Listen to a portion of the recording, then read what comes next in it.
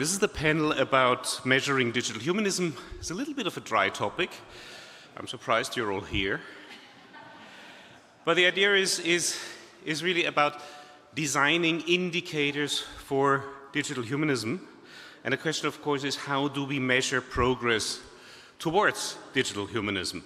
What makes a digital system not only innovative, but just, democratic, and socially responsible? So the panel here will look at things from, let's say, a more practical perspective. It's a great pleasure having Sophie Woodville here. She's from the city of Bordeaux. And then we will discuss it from the perspective of EUDHIT, the European Digital Humanism Initiative, where we have Ferdinand Ferroli here and Erich. And then we have Jürgen Janger, who I invited because I know he's able to measure all sorts of things. He's an economist based here in Vienna, and that's what we're going to do. But we will start with a short presentation by Sophie Woodville. Sophie began her career at communications agencies in Paris before relocating to the San Francisco Bay Area, but we won't hold that against you. She actually was with the French-American Chamber of Commerce there. So I guess you know Silicon Valley from the inside, and then you return to your beautiful hometown of Bordeaux, where she now drives international digital cooperation for the Bordeaux Metropole. She contributes to coordinating the Cities Coalition for Digital Rights, so it's right at our heart, and chairs EuroCities Digital Forum, focusing on digital rights, inclusion, smart cities, and digital education. And I'm very much looking forward to your talk. If everything works well, your presentation slide should be on next. Sophie, please, for your presentation. Thank you.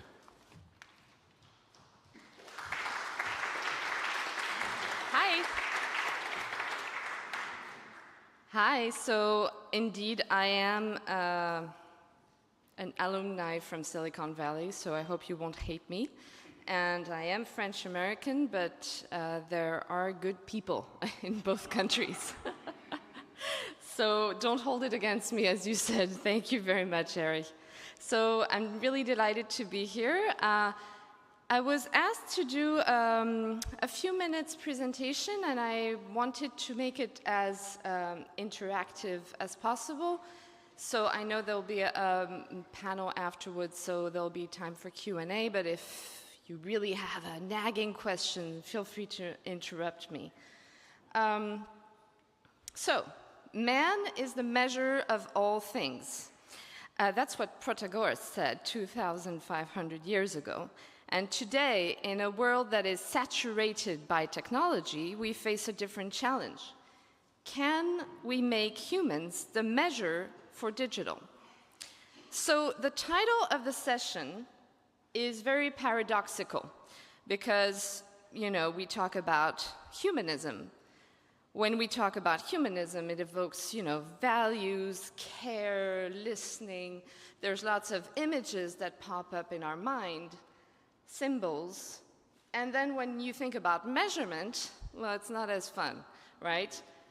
When we talk about measurement, most of the time people will want you to think of very cool, you know, graphics and stuff.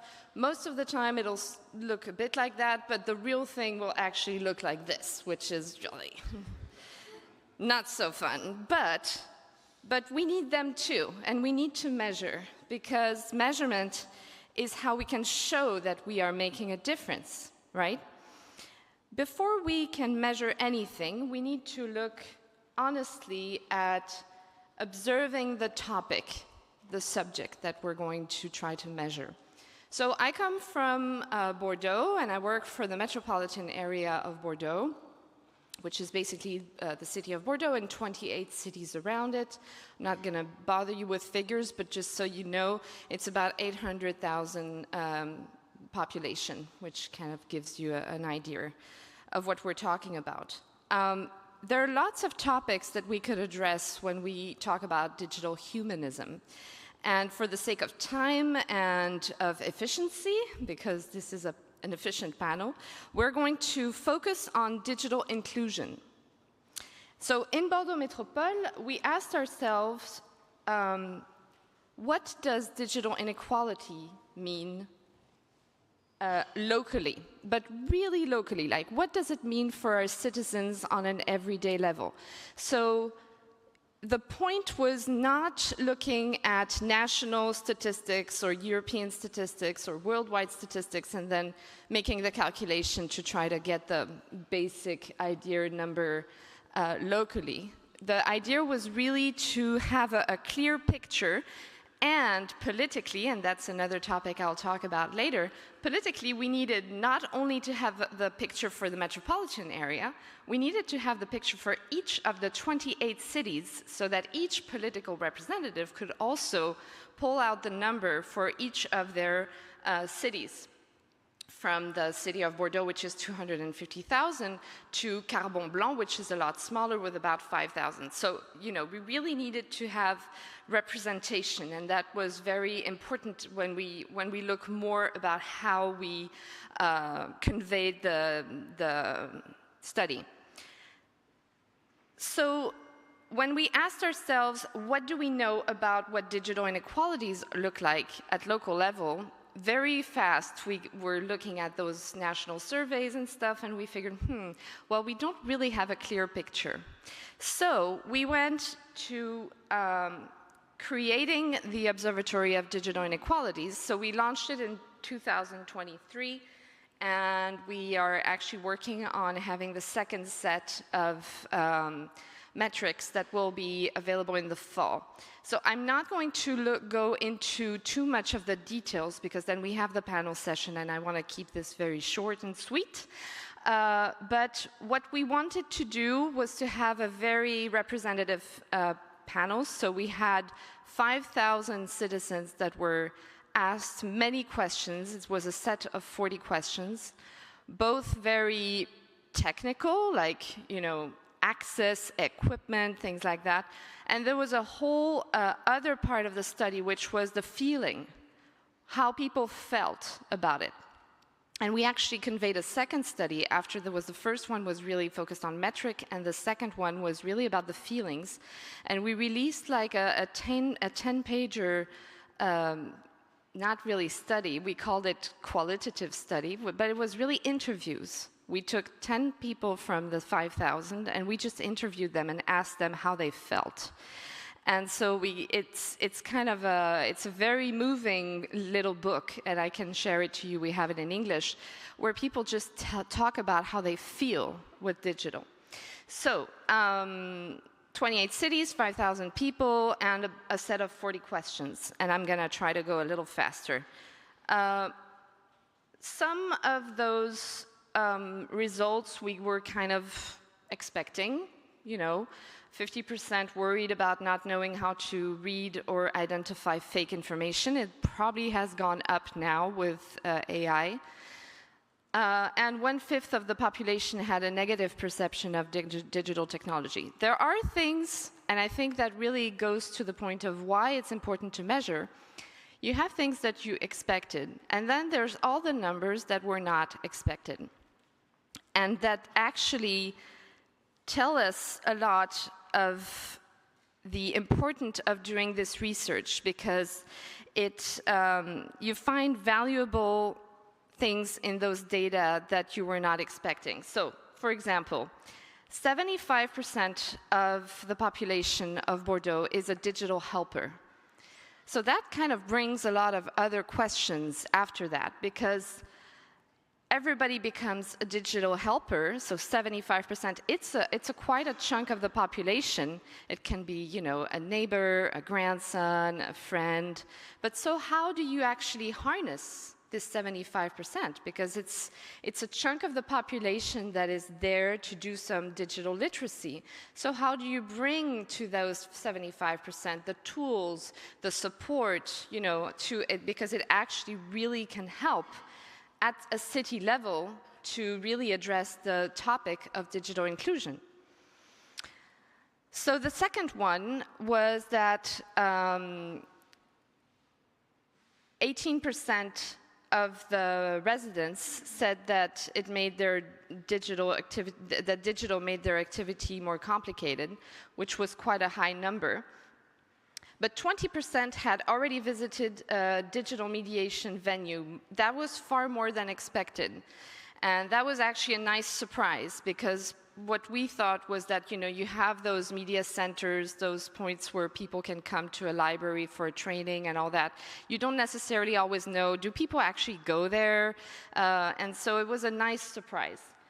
But the 18% that said that their activity was more complicated, in those 18%, we could also feel and know that a big chunk of them will not go to those mediation centers. So this drew us to three conclusions, which was the first one I was talking about already. How do you harness the 75% and really use them? Use is not a nice way, but you know, how do you leverage this support? The second one is the conclusion that was, we started a new program called Aller vers, which means going towards, because if you basically start all of your digital inclusion programs and things with the idea that people will come and get it, you are missing out a big chunk of the population. So there is a whole program about how do we go to them and not expect them only to come. And then there are things that already work because the places were actually also used. So I just want to be mindful of the time. So I've talked about that, but this way you'll have the... So to us, good intentions uninformed by rigorous data, it's an insufficient basis for meaningful outcomes. Because if you don't measure things, then you're missing out on a large chunk. And generosity requires lucidity, and humanism requires data. I think, I know that it doesn't sound nice, but I'm American, so we like measuring and we like numbers and stuff. So I do have two other examples, but I'm mindful of the time. I don't want to take too much. Yeah, that's good. Okay, because stepping out a little bit of digital inclusion, I have two examples here. This one, and I think today it's going to speak tons. So we, in Bordeaux, it was 44 degrees on Wednesday. Very nice. A lovely time. And we are not equipped and not ready at all, of course. It was 35 degrees in my children's classrooms in the morning. So, but we do have projects and we do try to work and address the topic. And we worked on this topic on Urban Thermal Comfort Index, which you might have heard about, and we had an award at the Smart City Expo in Barcelona a couple years ago about this. And the goal here is, why is it linked to measuring digital humanism? Because the idea here is to use digital to amplify care in projects that are not necessarily inherently digital. So this example is that the project is not digital at its core. It's enriched by sensor, by data collection, by participatory feedback from humans. So there are those maps where you measure the temperature and all that, but there's also a whole part of this program that is about the feeling. And it's very interesting because you can, in some specific parts of the city, that when you measure the temperature are very hot, they might feel cooler just because there's a tree, or also because just generally there's a different feeling. And so the feeling that people have goes inside the project. And it's not only data-based, but it's also based on how people perceive the temperature and how they perceive their level of thermal comfort. So the second one is, yeah, so that's kind of, on those slides, it's just a little bit more information, but this way when you have it, you can read through them. And then there is the last one, which makes humanists and probably a lot of us in this room not comfortable, but it's very important, and it's talking money, right? And I suppose we will talk about that a little later. because we know that €1 invested in education returns roughly 18 euros to society. How about digital inclusion? So there are lots of studies that have come out, but the UK found that about £10 returned for every £1 invested in digital inclusion. So talking about euros, dollars, or pounds, and I want to say this, it's not a betrayal of humanist values. It's really our most powerful argument in any budget room, right? Any political negotiations, and I kind of go back to the 28 cities that each needed their own measurement, because when they went to their local council, it's very important for them to be able to show the numbers and the facts and figures, right?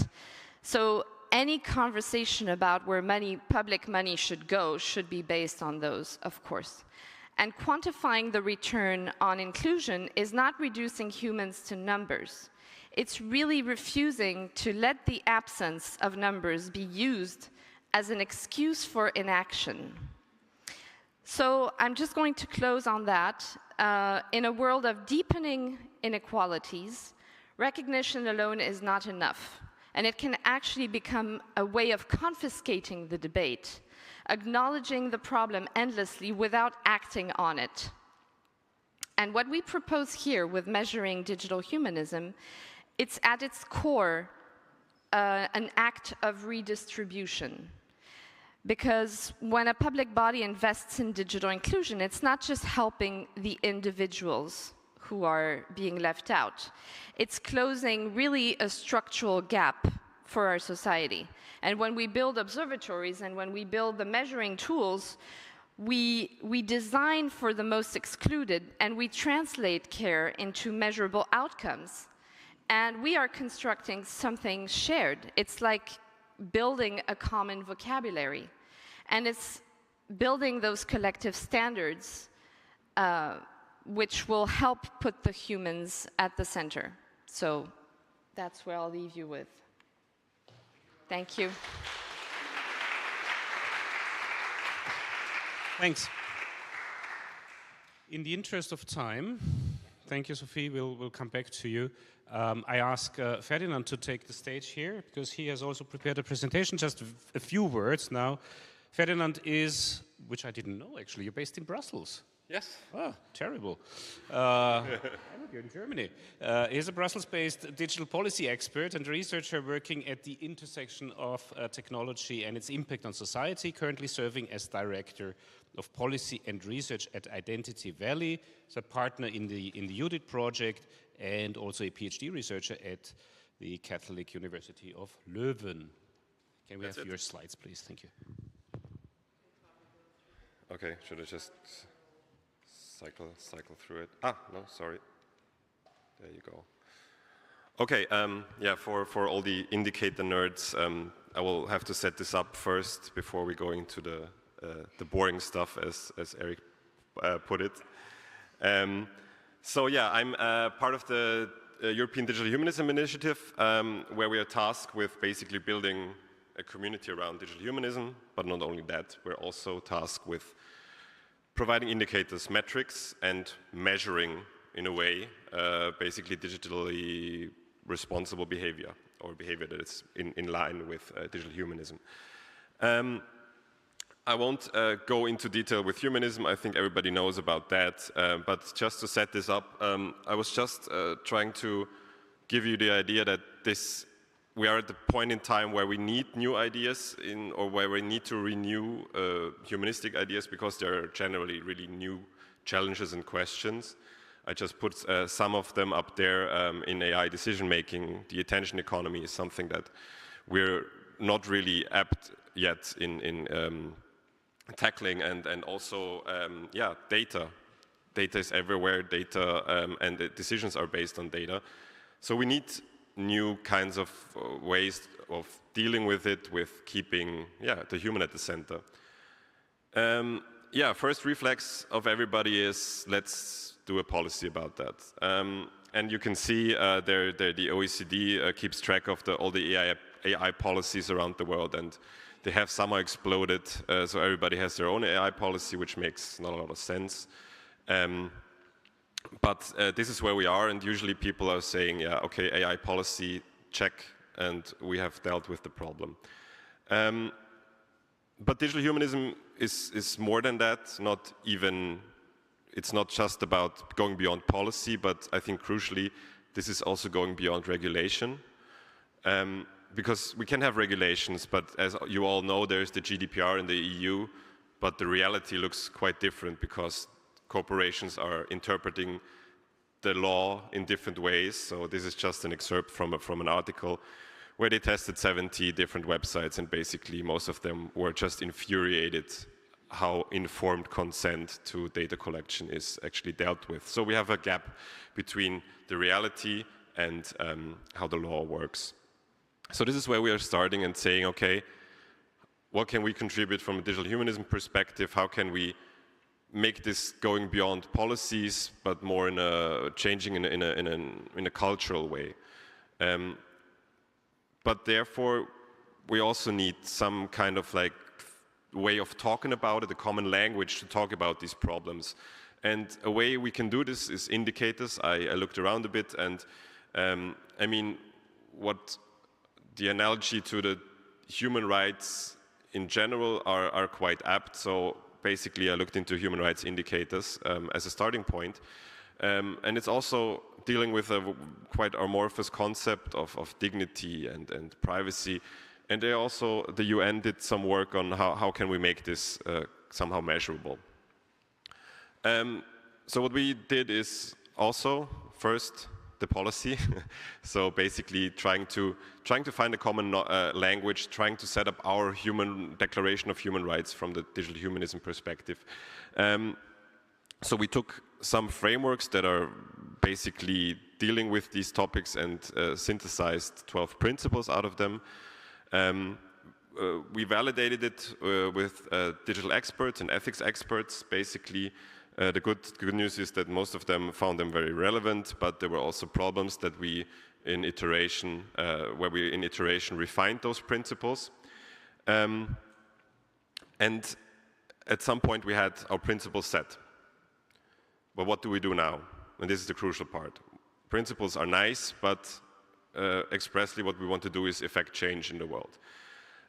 So there's where the work for the indicators come in. We want to translate, or we are translating these principles into something that is, I call it organization readable. So basically, they should be tied somehow to the realities of people that are working in organizations, and let them know how they can align with those principles, basically. And if we do that, we can identify some actions, sometimes numbers that are tied to these basically principles or these actions. And if we are setting down some standardized kind of like actions that we can identify, we can also compare organizations to each other, or we can measure the progress if an organization is getting better at some, I don't know, data collection, getting more private, for example. And only then, I think we can, with this, basically, we can effect change and also provide choice to people to choose a different organization that is maybe more in line with digital humanism. So how did we do that? So we took our principles, decomposed it into more manageable attributes, because some principles deal with different concepts. Then we stole these, basically the process that the human rights indicators used, basically splitting every attribute into structural, process, and outcome indicators. And this looks like that. Basically, here we have the principle number 2, and we have basically split it into 3 attributes that are in there.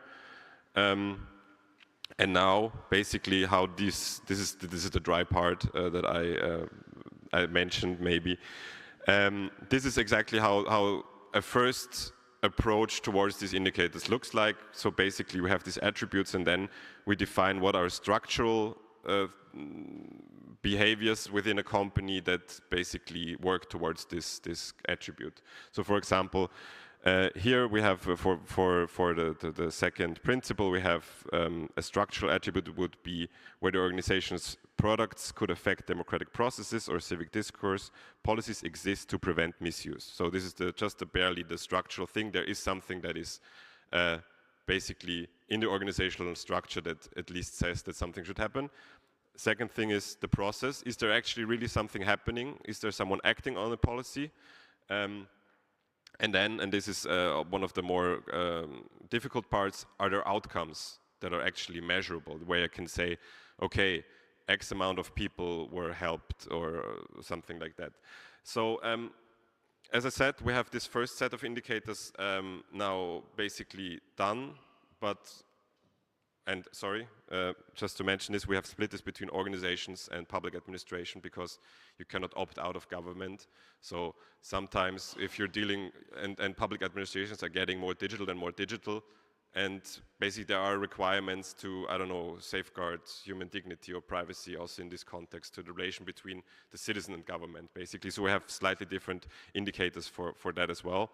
On the state level, we could also argue that there is also a level above that where we are talking about more about regulations.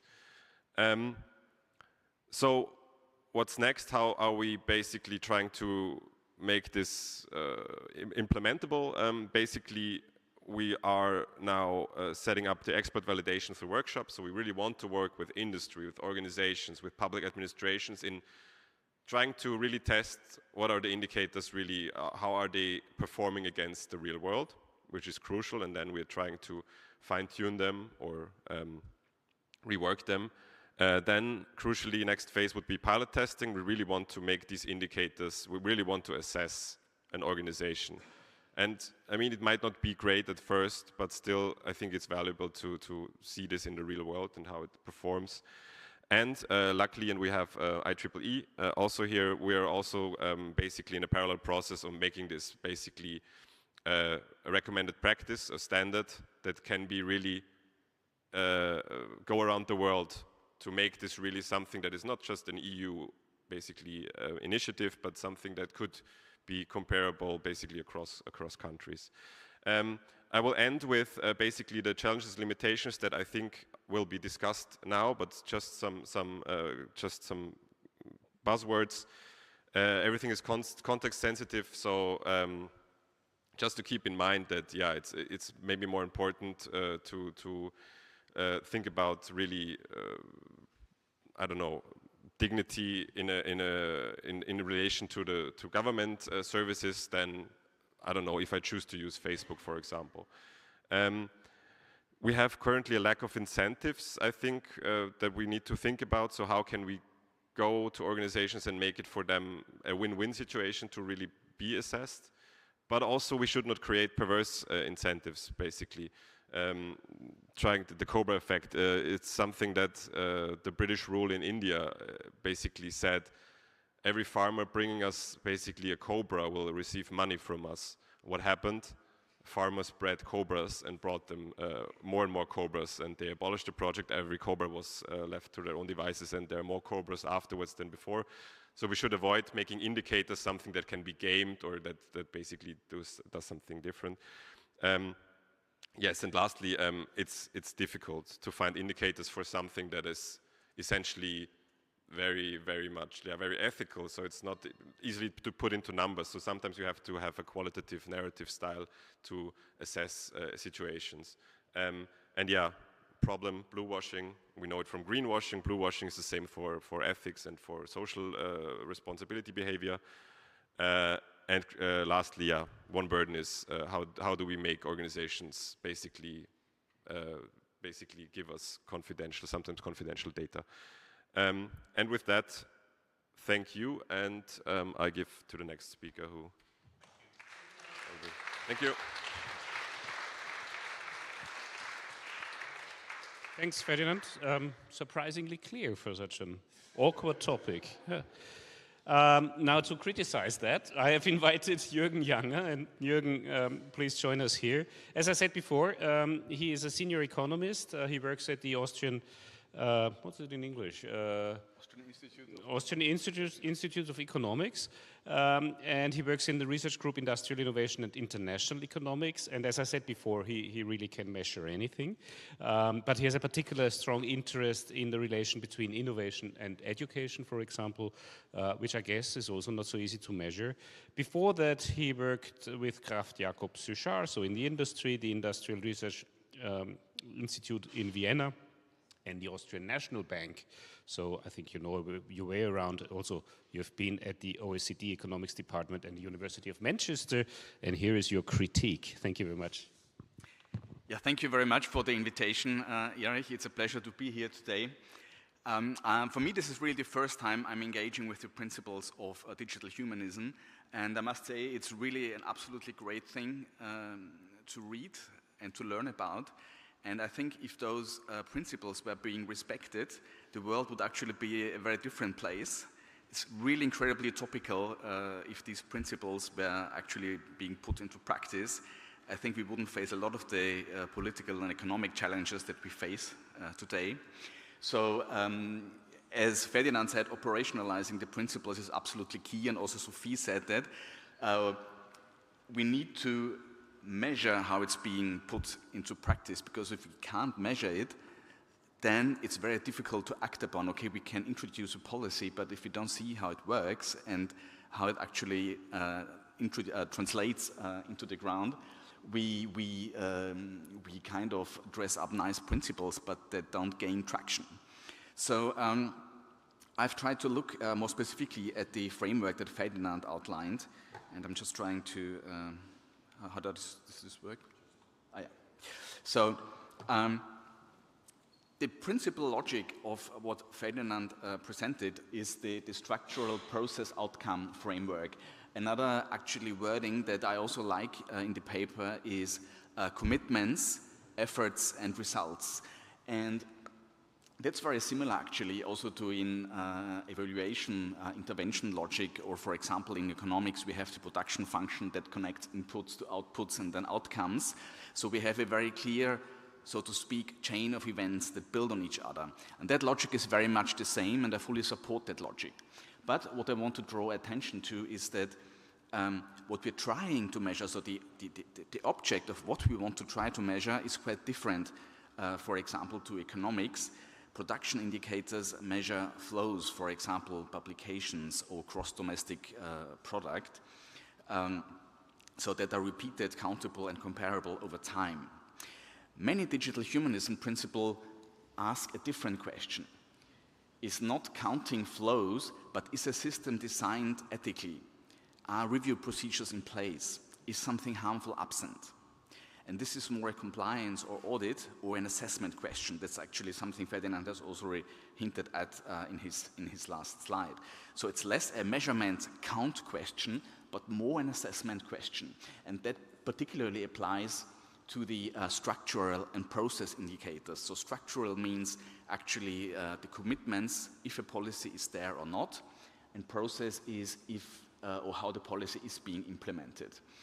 And that will often, so if you want to produce an indicator on this, you will often get either 0 or 1, or maybe 1, 2, 3, like a binary assessment or an ordinal assessment. So that's not a continuous metric. And there's actually, Ferdinand in the paper, there's also a trial on 4 countries, measuring 4 countries and how they actually perform on the digital humanism principles. And that's quite illustrative on how it looks like. It's basically 0, 1 in that kind of respect. So the framework defines, especially concerning the structural and process indicators, it defines rather assessment criteria, not classical indicators. So what can you actually do? Maybe this is just a question of wording, actually, of semantic difference, because what Ferdinand calls indicators, as regards the structural and process indicators, I would, for example, rather call sometimes a quality label for organizations, if it's about private organizations, firms. The analogy here is that you all know possibly is ISO quality standards, so a firm gets a certification for having serious management in place and so on and so forth. And closer to home, you have, I don't know if you know this, the Human Resources Excellence in Research label. There's also a European Union label that's been given to research institutions, universities, if their human resource practices follow certain guidelines. And that's actually granted by an independent review process. Organizations can apply for it. There's an independent monitoring, and the advantages of that is that you bundle dozens of criteria, similar to the digital humanism principles, where we have a lot of them if you want to translate them in indicators. So rather than measuring all individually and producing indicator on each one of these criteria, you do a label that is being granting for respecting all of the principles at once. And that gives you then one aggregate indicator that you can actually measure, for example, the share of relevant organizations certified. And that's actually also what's being done at European level for this Human Resources Excellence and Research label. You have a monitoring report and you see in which country how many have this label actually. For the industry motivation, why would you do that, is the same as for existing label. For example, the eco label, it could be a reputation tool. But you could also make it stronger. For example, feed it into the procurement process. Public procurement could make it a criterion to respect these principles. So at the state level, of course, this labeling approach wouldn't work because national governments, there's only one of them. So here the alternative really is a periodic expert assessment or policy review. And of course, we have many models for that. And I think the state-level indicators that Ferdinand presented would actually be a perfect base to feed into this, because this is exactly then the assessment that you would do as a kind of a factual basis to produce that kind of policy review. So I think this is really well-made base to actually produce robust, transparent, replicable policy reviews. Another thing I want to point out here is that if principles are already legally enshrined, of course, then you can do much more with indicators. For example, because when you then have enforcement action, so if there's a breach of the law, for example, then that's a natural thing that you can really measure and produce indicators out of this. So what I said was mainly about the structural and process indicators.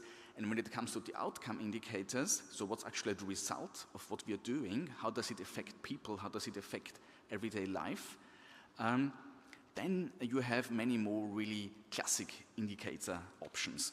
For example, surveys of individuals, and that's exactly what Sophie presented in her presentation, is really how do people experience the digital world, how does it affect their life. And what I've written here on the slide is Eurobarometer, you all know that, but from a scientific perspective, what would actually be better and really the best way to do it is integrate questions in household panels. And we have those household panels, so it means you keep asking the same people over time, and then you could really see how something develops over time, the implementation of the digital humanism principles. And we have that in Germany, we have it in Austria. I don't know if we have it at the EU level, but that would be something I think it's so important to implement these principles. I would really go for this route. Another thing I want to point out is dedicated evaluations. So some of the links that you have between the policies or the organizational practices that you put in place and the causal link to the outcome for the people is so complex you will never be able to measure it with simple indicators or labels or whatever. What you have to do is a dedicated evaluation. That's like a big study that uses all kinds of different methodologies that look at the causal attribution. And I think that's also something which is very important here. Not just measuring indicators, but also do profound evaluations that tell you, okay, has the policy worked or not? Challenges for implementation, I love to hear about the Cobra effect. I've never heard it before. In economics, we talk about Goodhart's law, which is exactly saying the same, so I'm not going to say it again. I much prefer the Cobra effect. It's so much more understandable than Goodhart's law. And then, of course, you have the the practical question. So for all the stuff we've said, doing surveys, panels, policy reviews, complex evaluations, of course you need money as always, so there need to be dedicated resources. And given the importance of the challenge here and of doing this, I think those resources would be well spent. Thank you.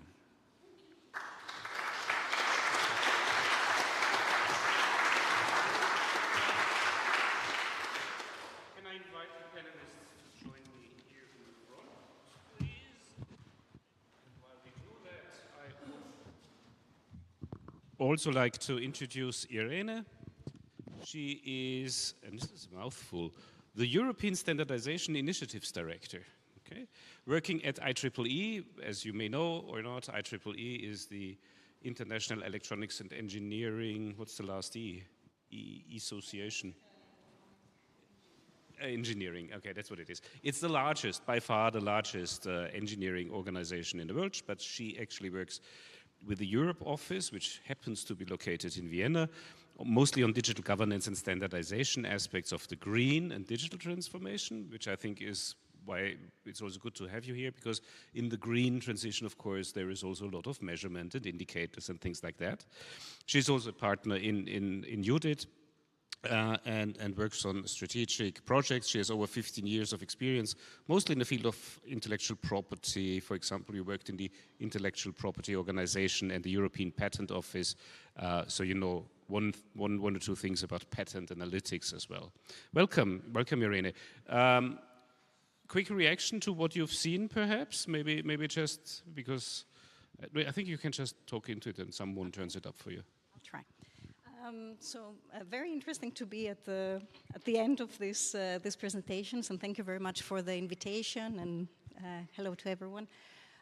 So it's interesting. The terminology was mentioned. So when we talk about indicators, metrics, and we have the same issue with when we talk about frameworks and standards. So the terminology around that is not very clear, or there is a different connotation around that.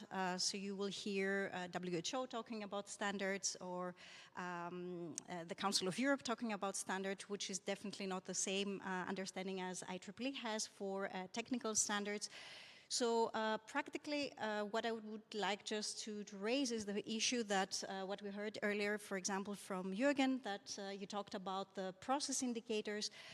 We have the equivalence in the standards world. So when we talk about process standards, and as you mentioned, the ISO quality standard, for example, the IEEE 7000, which is how do you embed values in the design of autonomous and intelligent systems, or other standards like we have a standard about indicators about well-being. It is exactly about the differentiation about, you know, the governance. Like, do you follow a process? Do you have a process in place? Do you have a policy in place? And some of what Ferdinand presented are related exactly to this type of reflections.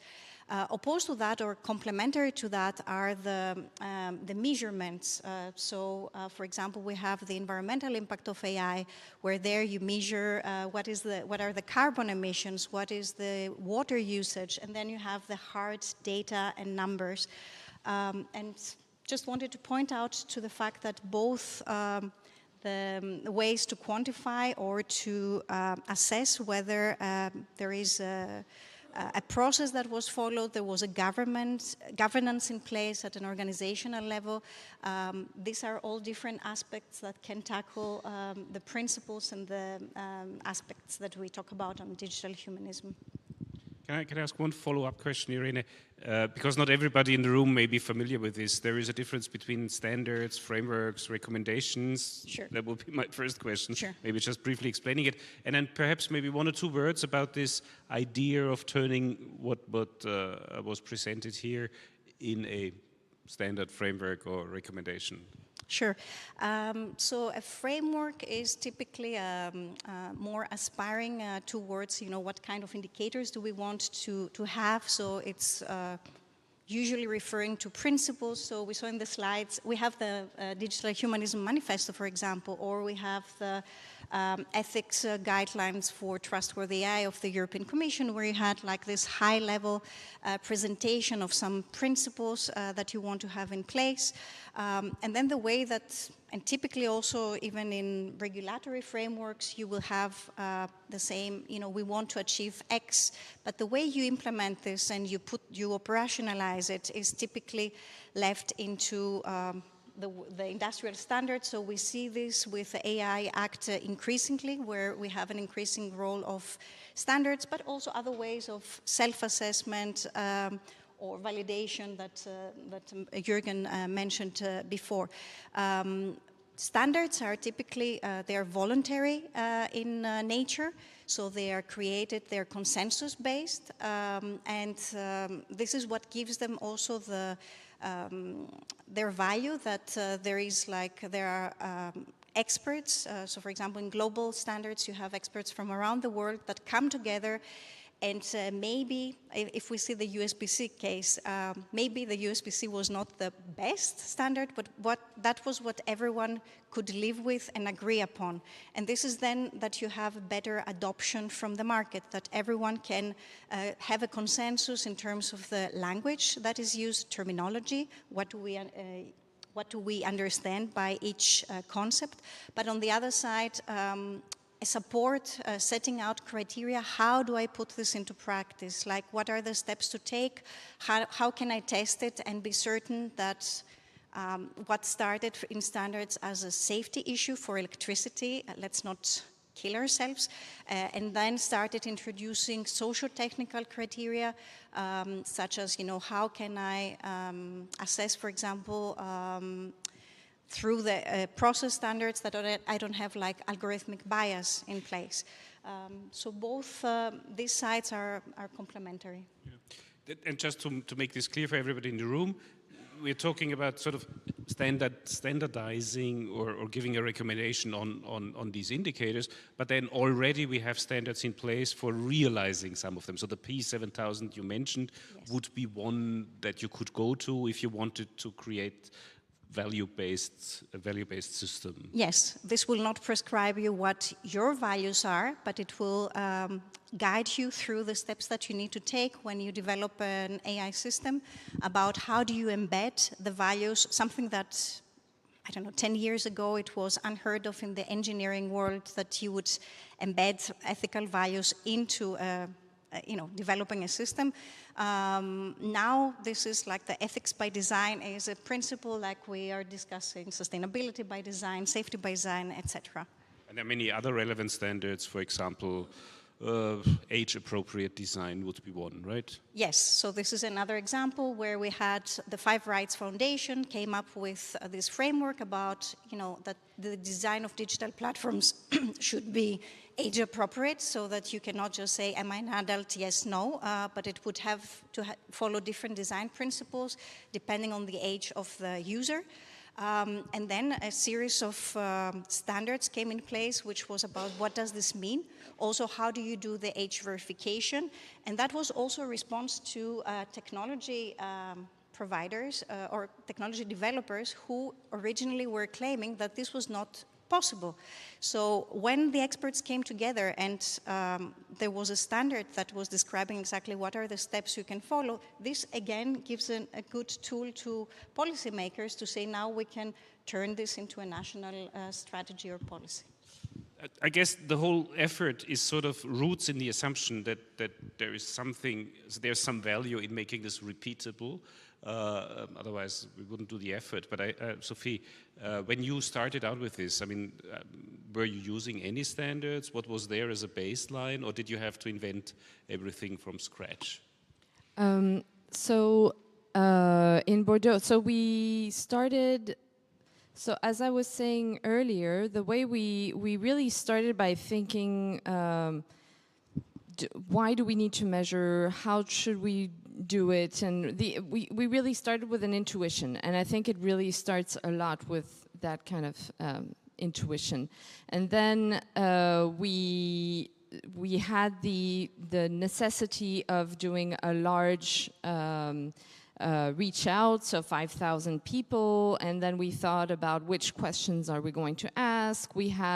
And as we were going through the process, there was the need for both qualitative figures and then quantitative figures and all that. So we looked into what existed, of course.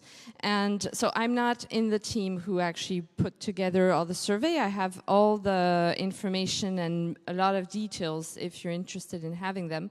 But I know that we used some European standards and numbers, and a lot of things were already available, but then we really had to adapt them to a city, to the problematics of a city, because of course the natural path would be to take the national or the European surveys and just adapt them to the local study and just ask the same questions. But you do have some specific things that you need to ask for when you're in a city, and you really have to go, so we had to go a little deeper. So yeah, we took some European standards that existed, and then we really adapted them for cities.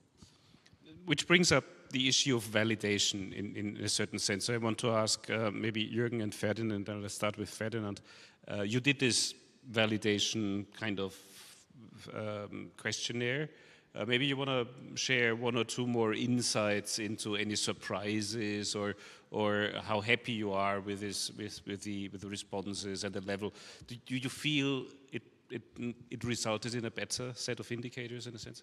Yes, definitely. I mean, what maybe starting with the surprising. I think in the general population there is a sense of, for example, that privacy is a topic that is very latent in the whole discussion about digital services.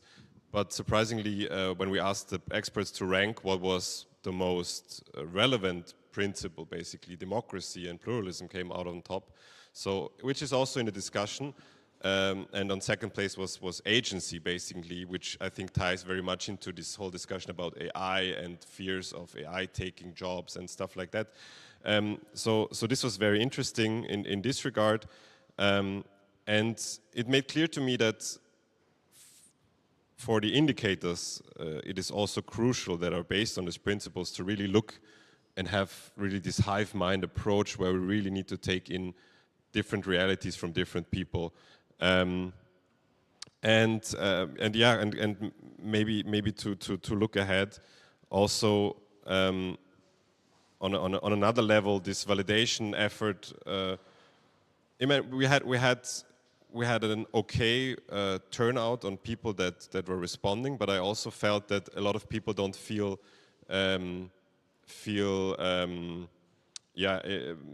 that they have the appropriate knowledge to also contribute to this kind of like discussion.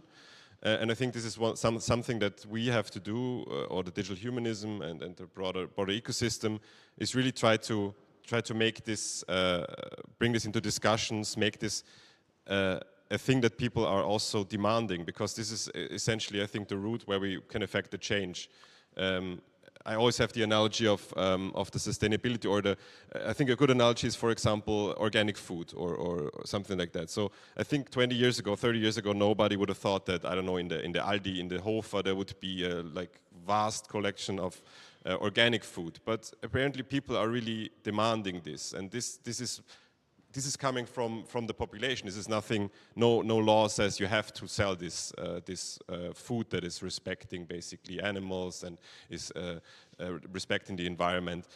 So I mean, it's a combination of laws and a cultural change. But I think we have to somehow arrive also at the destination with the digital space, where people are mindful and also demand better solutions, and indicators are a way to make this transparent and make this permeate more into basically the life of everybody. Turning this into an energy efficiency label versus it needs to be exactly. It needs to be easy also. Or A++. Jürgen, I don't know. Maybe you can add a little bit to this question of validation, because I mean these things are notoriously difficult to validate, right? So how, I don't know, how do you do it? Well, I think the classic approach what we try to do is basically trial and error, so to speak. Come up with a concept and test it. That's I think the only good thing. Maybe an easier question to ask, because you have a rich knowledge of, I guess, different indicators, and I mean, there must have been some indicator sets that failed, and why? You don't have to mention them, but why?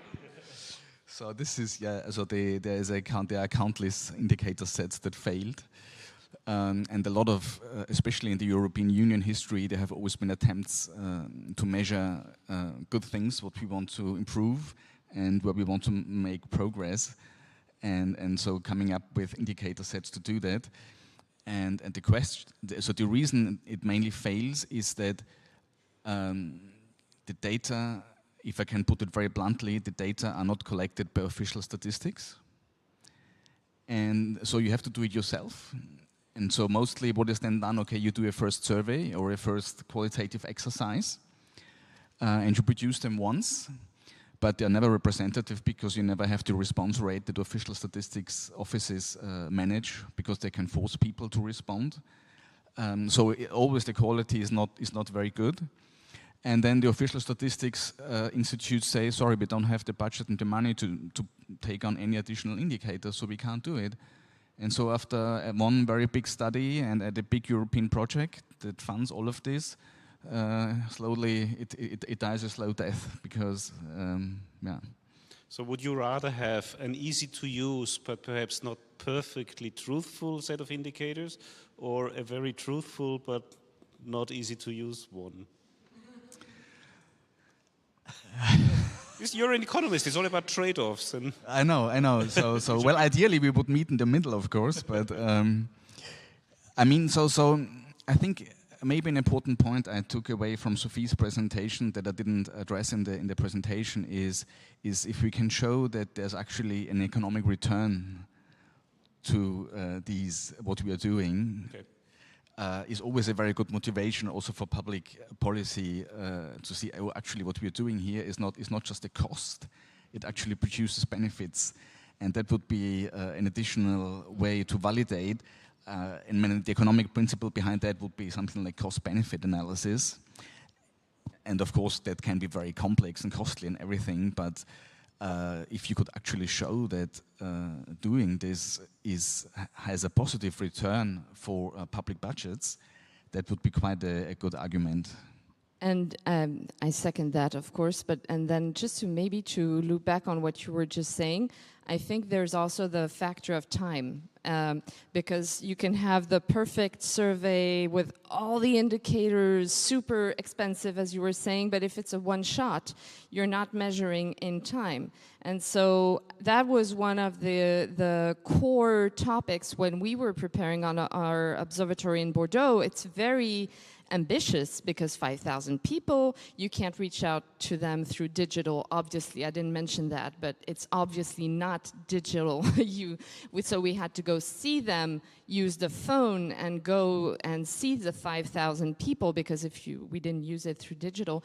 And then it would have made absolutely no sense to say this is a one-off and we're measuring now and we won't measure again. So you have to loop in this factor, and what you were saying was, so you have to make it complex enough that you're measuring and that you're getting, what you need to have, the answers you need to have, but it has to be not too complex so that it doesn't cost too much, and that it's and that it's adaptable to others. The way we did it was also, and we really leave it open as a commons so that any city can just plug and play it, just use it, take the indicators and take all of our methodology.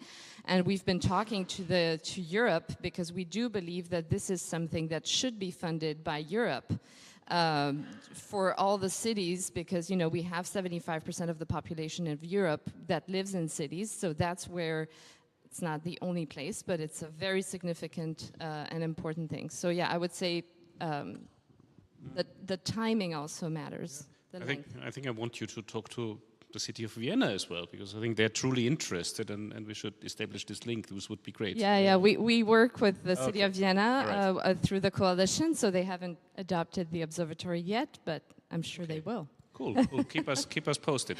Ferdinand, you wanted to read? Yeah, I just wanted to add something on the indicators dying a slow death because the data is not available or it's hard to come by.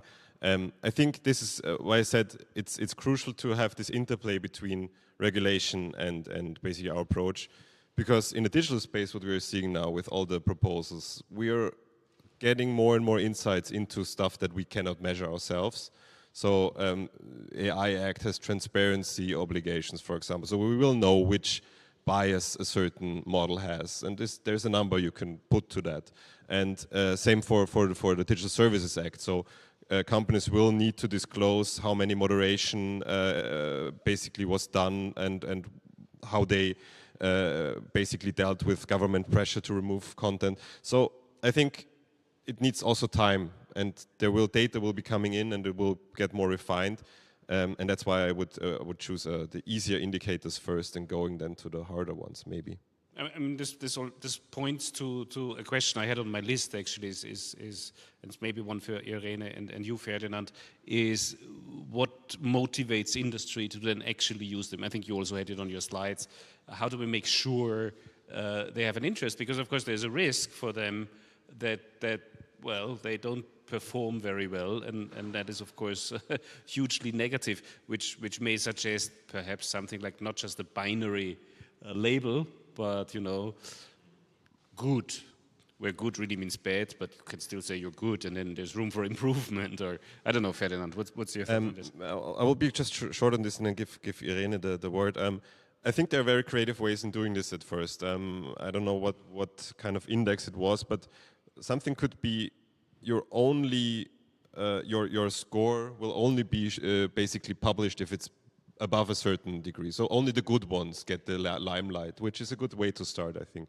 So there are certainly ways where an organization has an incentive to be good, because it will basically kind of a marketing or reputational gain, but you don't really exclude or exclude those that are really performing bad. Yeah. Yes, so I think what we have seen is that, and I think we have experienced this all with Omnibus now, and they're loosening some of the requirements also for reporting sustainability, etc., and how this reflects on even the teams at an organizational level. So the reality is that typically companies will do what they have to do for compliance, and then the CSR side of things and the responsible innovation seems to be still both on the ethics and on the sustainability side, and nice to have, to the extent that it's not covered by regulation. So it is still true that the social acceptance and opinion does matter, and this is why also transparency is very important. That was raised before, because, for example, in measuring the carbon emissions of the companies or other parameters, we have seen, for example, that using certifications that are not necessarily very vague, or they can use indicators that are favorable for the outcome, that meaning that it means nothing in the end, because you could have selected the good indicator. Now we see more and more that there is a reaction from society. So I think also there are tools like public procurement, which can turn certain of these voluntary aspects into requirements, so you're not taking into account unless you adhere to some principles or you follow some rules or you have a certification to something. So there has to be a collaboration among different sectors, because currently there are still these issues that are treated separately. Even at the regulation level, you still see the distinction of the European Commission at the different DGs, that they will treat one aspect, where in the end we see a convergence and an interconnection, and there should be some implications that affect, for example, the financing, as we have seen in, that could be some pressure mechanisms until this become an intrinsic motivation. Yeah, and I can tell you that Erich Peters, who was here yesterday, was keenly interested in also in these indicators, and said both the indicators and the investments are high on the EC agenda, unsurprisingly, because that's why we have the project probably, but anyway. Maybe one point I wanted to raise was exactly because this is so complicated, it takes years to develop the criteria. For example, you mentioned the city of Vienna. We have a certification scheme, which is either for product, services, etc. It took 6 years to develop the criteria. And similarly, exactly because it is not an easy challenge, and this is why we also invite you to participate in the standardization work.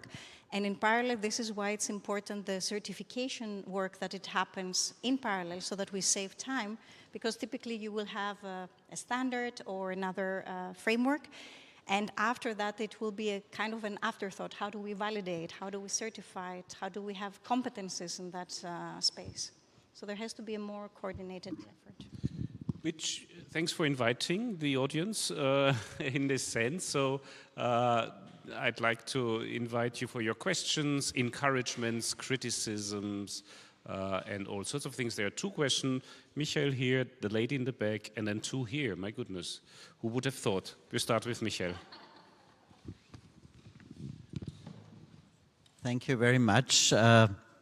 First feedback, I was one of the users or test users of the framework, very inspiring.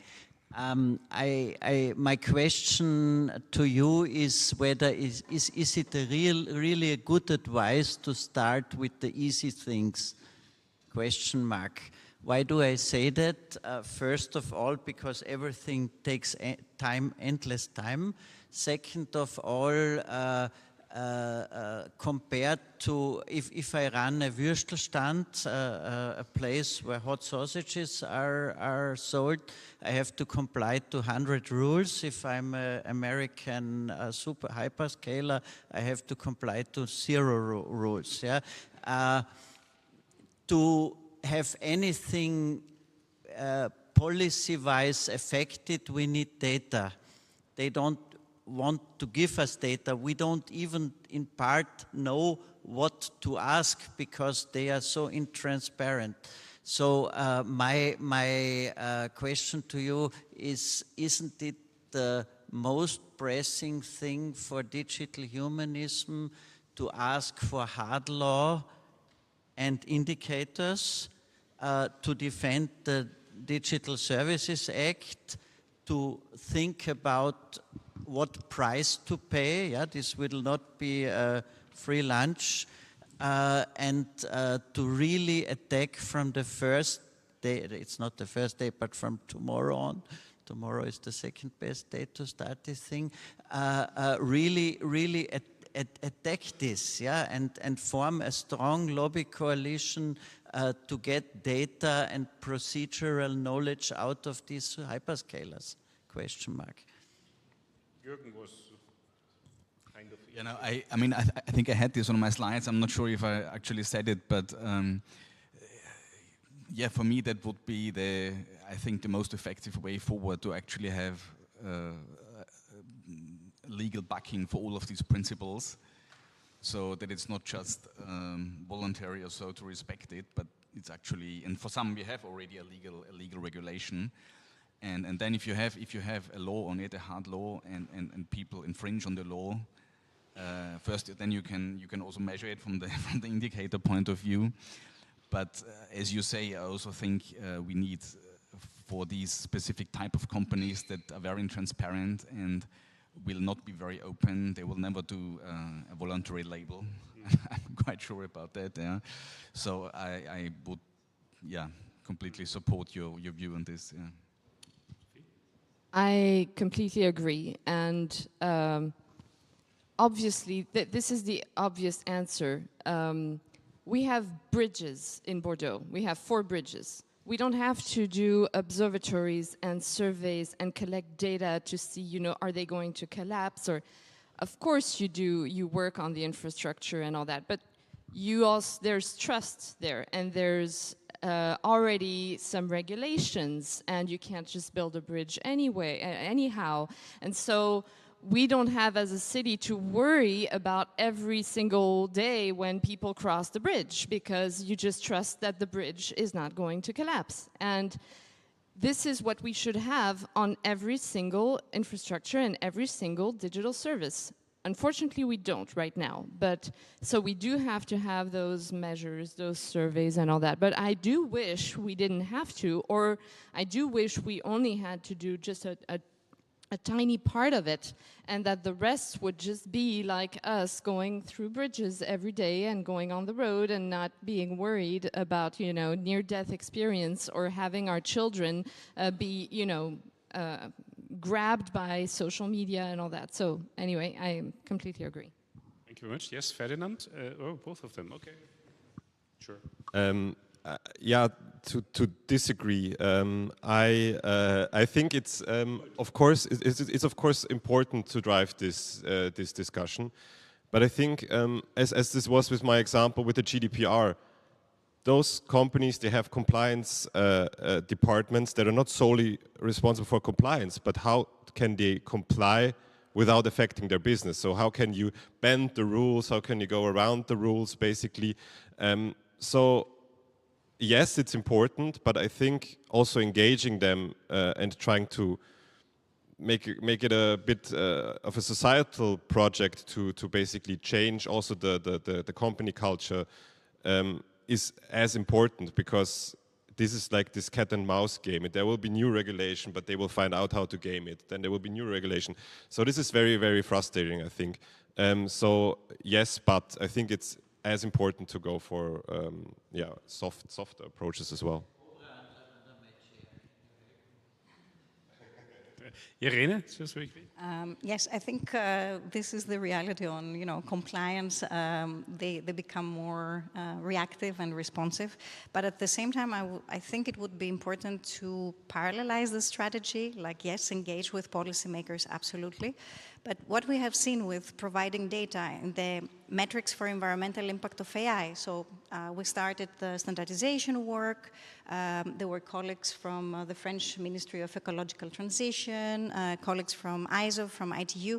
So we started talking about it and saying, okay, let's align on the principles we want to achieve. And so initially the companies were kind of saying, oh, we already have our in-house guidelines and, you know, we're fine, thank you.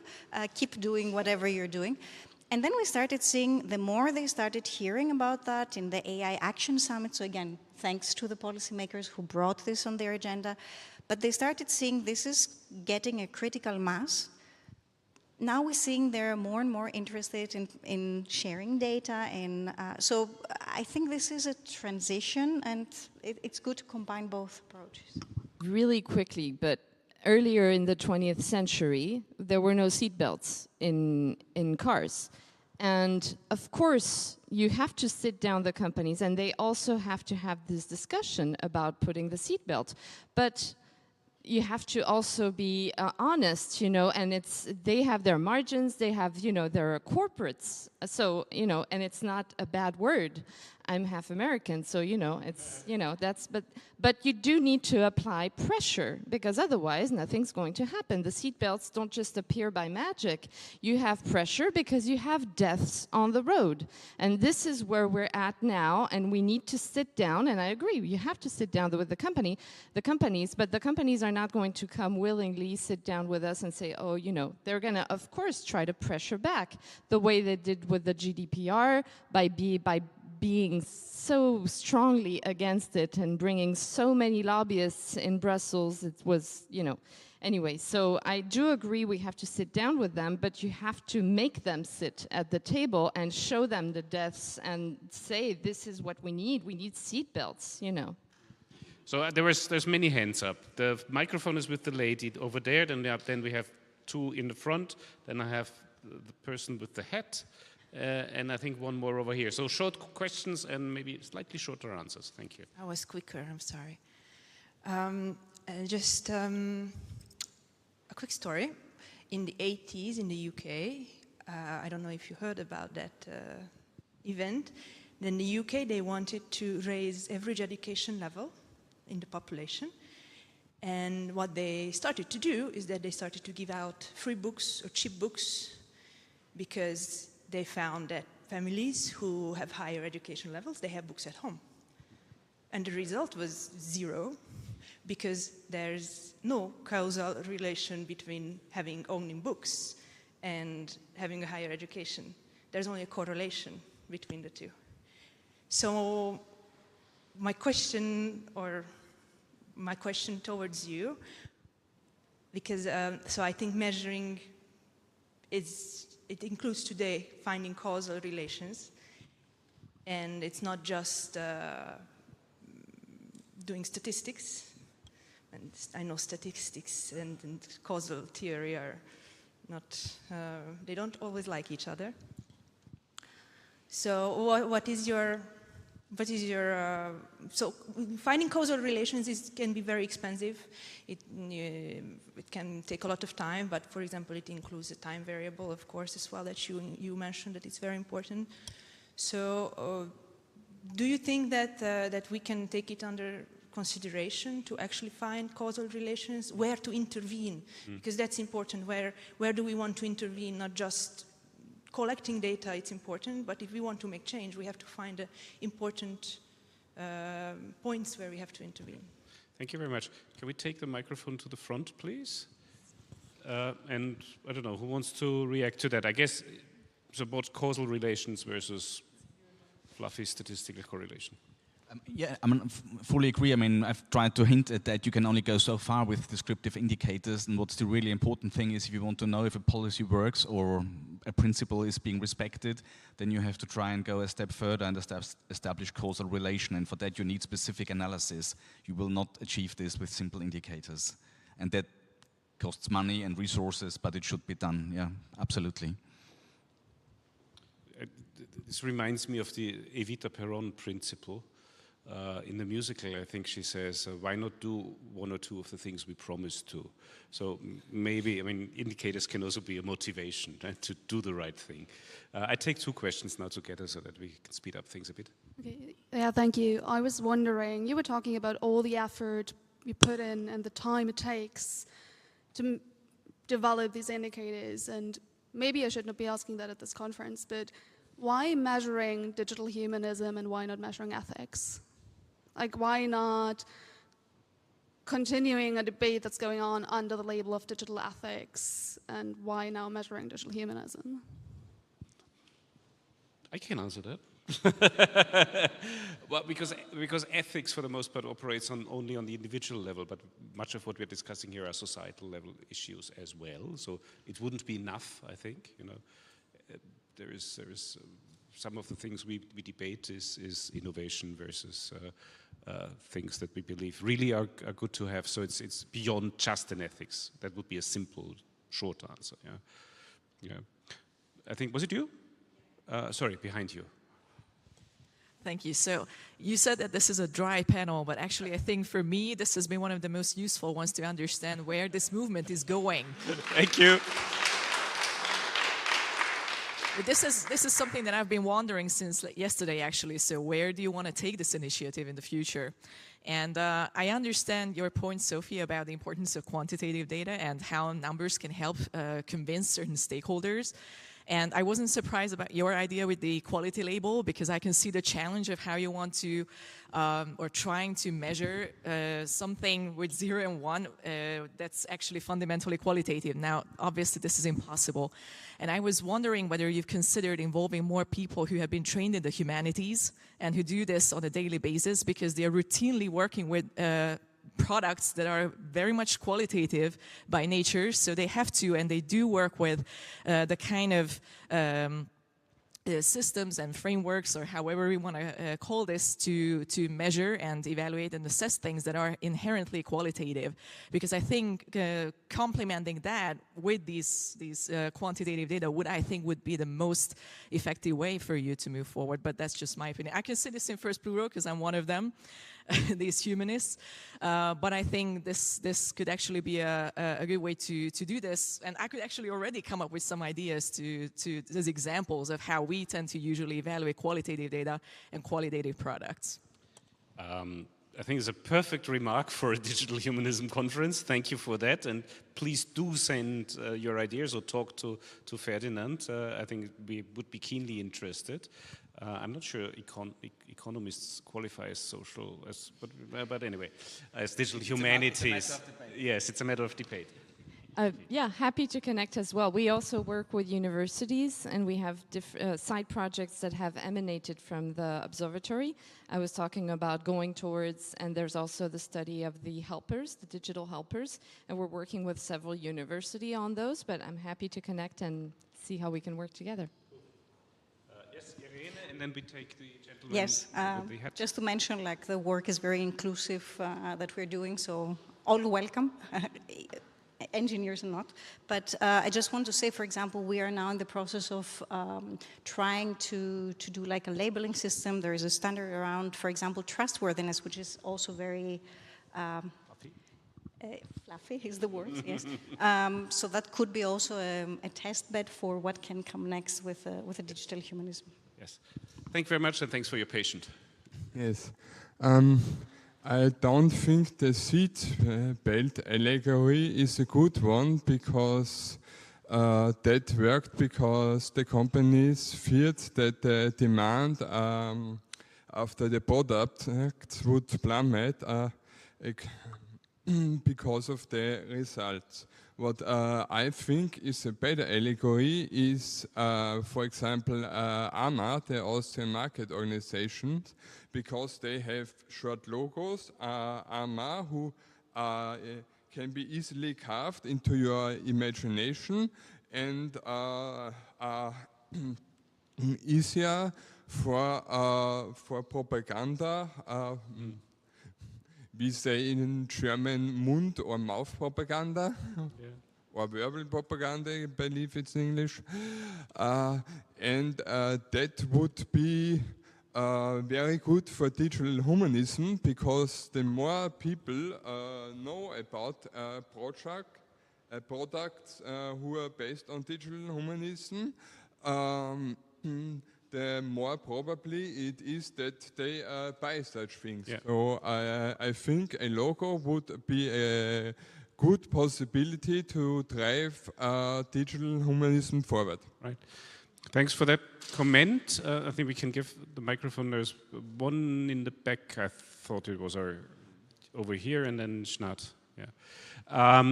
Anybody wants to react to the labeling, the question of public relation in doing that? I don't know. Yeah? No? Sophie? Well, I can say as a civil servant that we have at our core wanting to do our best and serving everyone, but we suck at marketing. So yeah, I agree. Of course, getting it out there. Maybe we should release what you were just, all the things that you showed, and then take it out and take it back and say, no, this is too dangerous for the world.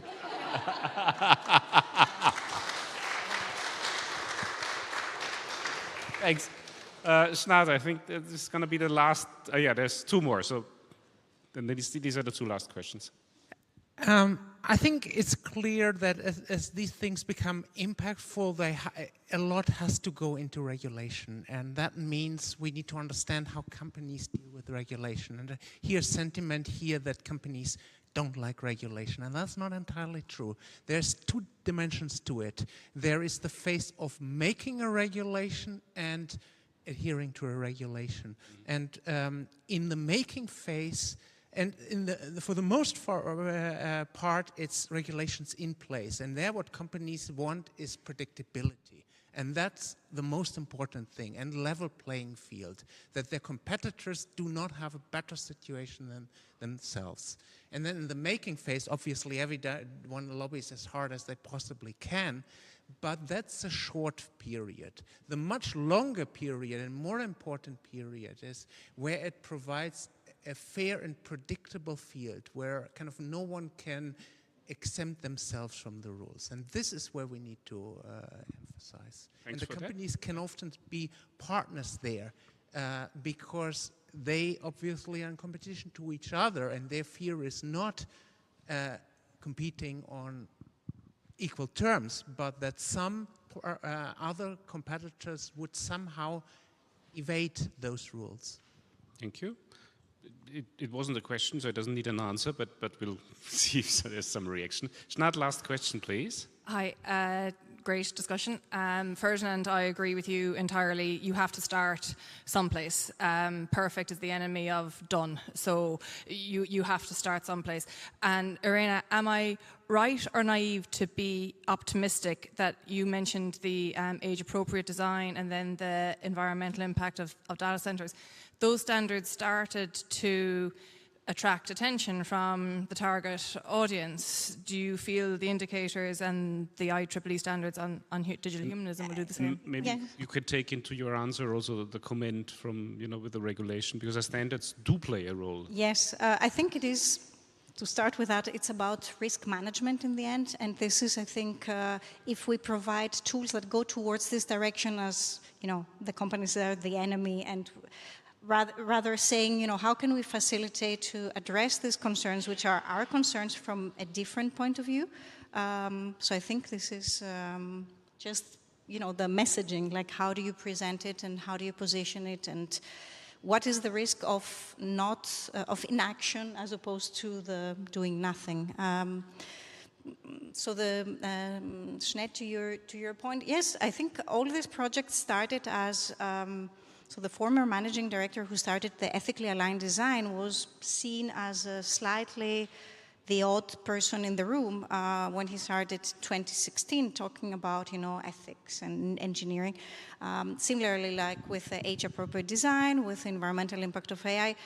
But it just takes, you just need to insist on that, and I think we should be optimistic because there are already too many aspects which are pessimistic around us, and we can co-shape the dynamic where things are heading. Thanks. As a kind of closing question to Jürgen, Sophie, and Ferdinand, so what could be the effect of measuring things for digital humanism, if any, or how would, in the best of all worlds, what would we get? As I tried saying at the beginning, I think a better society fundamentally. I think these principles are brilliant, really. And being able to measure them, or making organizations and countries adhere to them, would be, I think, a step change in how the world looks at the moment. You shouldn't say brilliant, then we stop working on them. So, but let's say they're good. Sophie? I would say I talked about the outcomes and the capacity to use those measurements to have policy, to have the understanding, and then to be able to implement new, maybe new services and new stuff. But I think the most important thing is to hear people and to really understand the feeling that they have and how digital in this topic, because that's what we're talking about, and how it has an impact on their everyday life. And it makes a difference to listen, I think, and to really listen. And that's why there's both the quantity that's important and the quality. And so I think that would be the most important outcome. I like this view very much. Maybe we are thinking too much, in terms of measurement device or exam even. Maybe this listening aspect is equally important. Ferdinand. Yeah, maybe to tie this up to also the motto of the conference, the orientation, turbulent times. I think crucially the whole indicator exercise is also something that should try to give a foundation for orienting ourselves in the digital world, which is really hard because it's a lot of topics from privacy to autonomy and stuff like that. So I think as a first step, seeing this exercise as something of giving orientation is the first step to affecting the change, basically. I think is very, very crucial. And I hope this is something that we contribute to. going forward. Thank you very much. Thanks for having such an intense debate for such a light and lively topic. And yeah, I think people are already heading down for lunch, so be quick. Thanks very much. Give a hand for our wonderful panel. Thank you.